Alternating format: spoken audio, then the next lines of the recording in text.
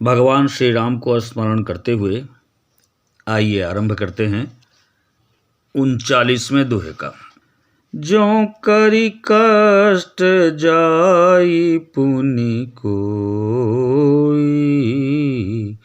जातहि नींद जुड़ाई होई। जड़ता जाड़ विषम उर लागा, गयहु न मज्जन पाव अभागा। कहते हैं तुलसीदास, अभी चर्चा चल रही है कि कौन अधिकारी हैं मानस के, मानस को कौन सुन पाएंगे, कौन पढ़ पाएंगे, कौन इसका आनंद लेंगे, कौन इस सरोवर में स्नान करेंगे, मानस की इस गंगा में कौन स्नान कर पाएगा और कौन नहीं। उसी की व्यापक चर्चा अभी मानस में हो रही है कि यदि कोई मनुष्य ज्यों करी कष्ट जाई पुनि कोई। पिछले दोहे में हमने पढ़ा कि यहाँ आना, मानस के पास आना इतना आसान नहीं है और उसको पढ़ना, उसमें गोते लगाना इतना आसान नहीं है। लेकिन जब कोई व्यक्ति बहुत कष्ट करके भी वहाँ पहुँच जाता है, तब भी वहाँ जाते ही जैसे ही मानस की चर्चा होने लगी, प्रारंभ हो गया, मानस कथा का प्रारंभ हो गया, तो वहाँ जाकर उनको क्या होगा, नींद आने लगेगी। ऐसा लगेगा जैसे जूड़ी ताप हो गया हो, जैसे बुखार लगा हो और निद्रावस्था में वो चले जाएंगे। जात ही नींद जुड़ाई हुई, जड़ता जार विषम उर लागा। और जाड़े लगने लगेंगे, जड़ता छा जाएगी, हृदय में जड़ता छा जाएगी। गयहु न मज्जन पाव अभागा। वे वहाँ जाकर भी, वहाँ पहुँचकर भी इस मानस रूपी सरोवर में वो स्नान नहीं कर पाएंगे। बड़ी कठिनाई से अगर विलासी लोग वहाँ पहुँच भी गए, उस स्थान पर आ गए, हमारे मानस को सुनना भी प्रारंभ कर दिया, तो उन्हें नींद आने लगेगी। करी न जाई सर मज्जन पाना, फिर आवई समेत अभिमाना। ज्यों बहोरी कोई पूछन आवा, सर निंदा करिता ही बुझावा। करी न जाई सर मज्जन पाना, इस सरोवर में वह जलपान नहीं कर पाएंगे, मज्जन नहीं कर पाएंगे। फिर आवई समेत अभिमाना, और वापस अभिमान सहित लौट आएंगे, गर्व के साथ लौट आएंगे। क्या कहते हुए, ज्यों बहोरी कोई पूछन आवा, और कोई अगर उनसे पूछेगा तो वो क्या करेंगे, सर निंदा करी ताहि बुझावा। तो वो क्या करेंगे, सरोवर की निंदा करेंगे और अपने अज्ञानता को, अपने संताप को, अपने अभागेपन को, इसकी आलोचना करके, इस सरोवर की, मानस सरोवर की आलोचना करके अपने मन को शांत करेंगे, बुझाएंगे।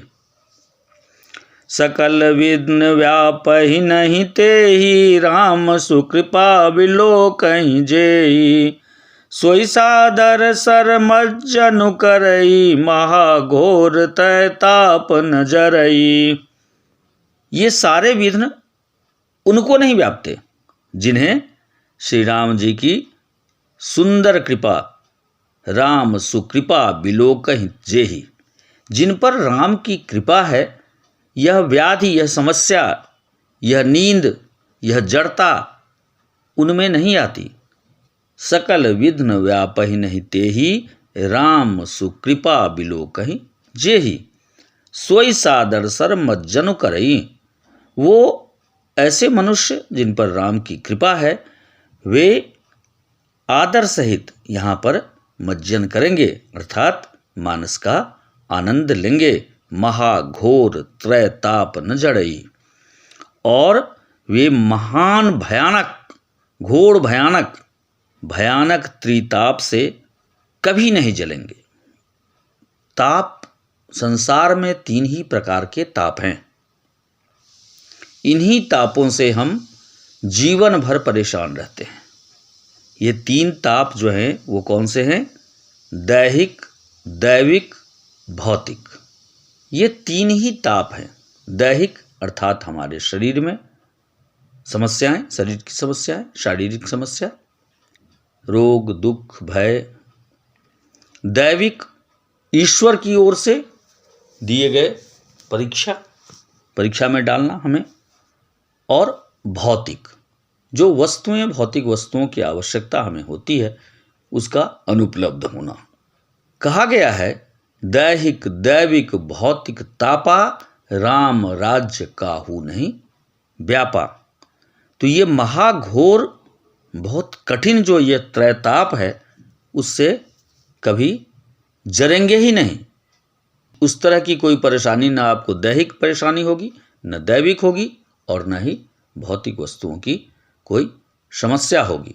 न ही ईश्वर की ओर से आपको दंडित किया जाएगा, न ही आपके शरीर में कोई रोग होगा, आप रोग मुक्त रहेंगे, और न ही भौतिक वस्तुओं की सुख संपदा की आपको कोई कमी होगी, जिन पर प्रभु की कृपा हो। मानस में भी आप गोते लगाएंगे, मानस का भी आनंद लेंगे, और जीवन के सारे सुखों को प्राप्त करेंगे। दैविक दुर्भावनाओं से बचे रहेंगे। देवताओं की ओर से किसी प्रकार का अनिष्ट आपको नहीं होगा, अगर आप इसका भजन, कीर्तन, नाम लेते रहते हैं।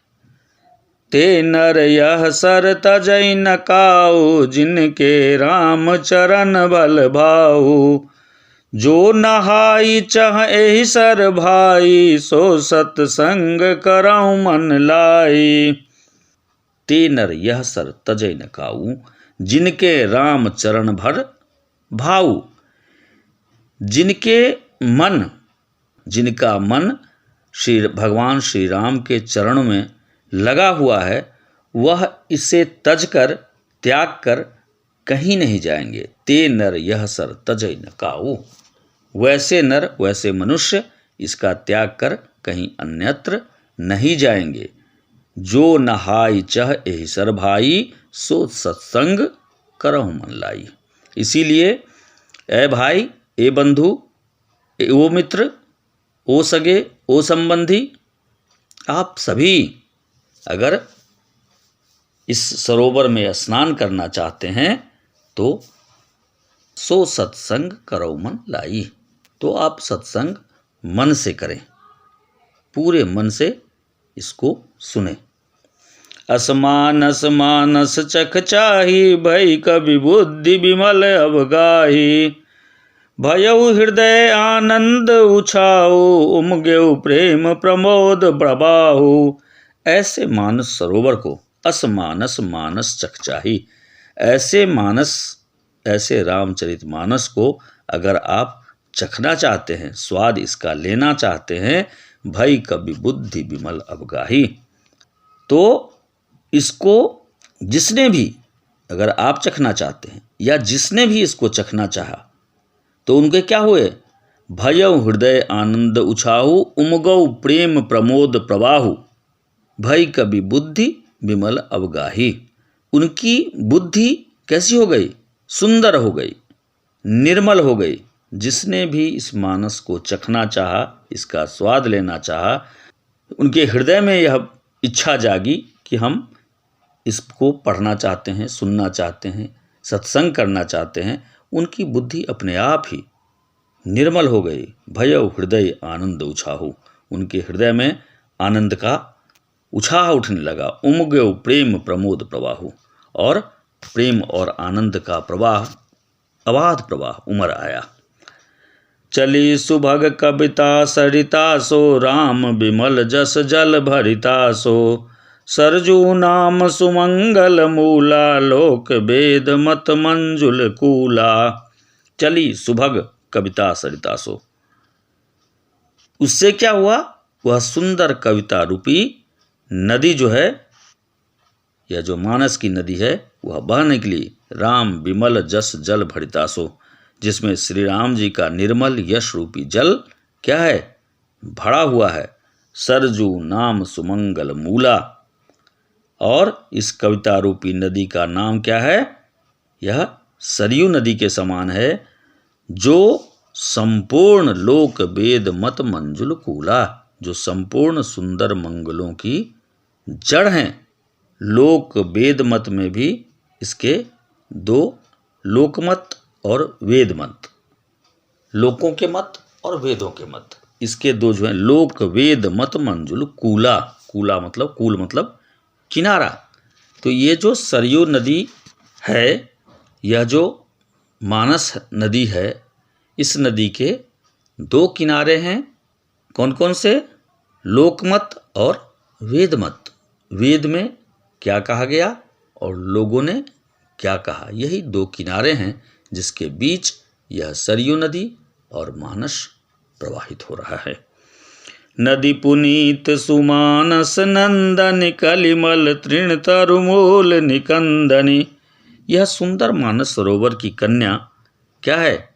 सरयू नदी बड़ी विचित्र है। नदी पुनीत सुमानस नंदिनी और कलयुग के कलिमल तृण तरु मूल निकंदनी, कलयुग के छोटे बड़े पाप रूपी तिनकों और वृक्षों को तृण तरु मूल निकंदनी करने वाली है, उखाड़ फेंकने वाली है।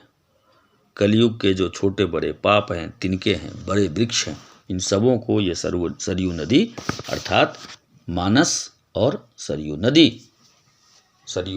का स्नान और मानस में गोते लगाना, पाठ करना, पढ़ना, सुनना, ये दोनों क्या हैं? कलयुग के पाप रूपी वृक्षों को नाश करने वाला है। श्रोता त्रिविध समाज पुर ग्राम नगर दुहकूल, असंत सभा अनुपम अवध सकल सुमंगल मूल, सियावर राम जय जय राम। मंगल भवन यमंगल हारी, द्रवंश दशरथ अजर बिहारी। श्रोता त्रिविध समाज पूरा, तीनों प्रकार के श्रोताओं का समाज ही इस नदी के पुर ग्राम नगर दुहकूल, इस गांव के पुर कहते हैं स्थान को, ग्राम को। यह किनारे में जो बसे हुए हैं ग्राम के, नगर के जो पुर हैं, ये पूर्वे गांव और नगर हैं। संत सभा अनुपम अवधा, और संतों की सभा ही सब सुंदर मंगलों की, अवधा सकल सुमंगल मूल, सुंदर मंगलों की जड़ अनुपम अयोध्या जी हैं। धन्यवाद। आज के लिए बस इतना ही। मिलते हैं 40वें दोहे के साथ अगले वीडियो में। जय श्री राम।